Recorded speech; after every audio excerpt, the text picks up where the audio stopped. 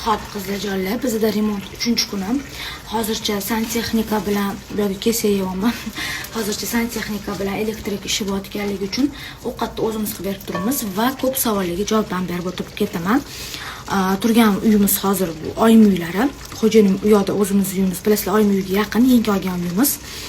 U yoqda o'zlari remont qilib o'shda yashayaptilar.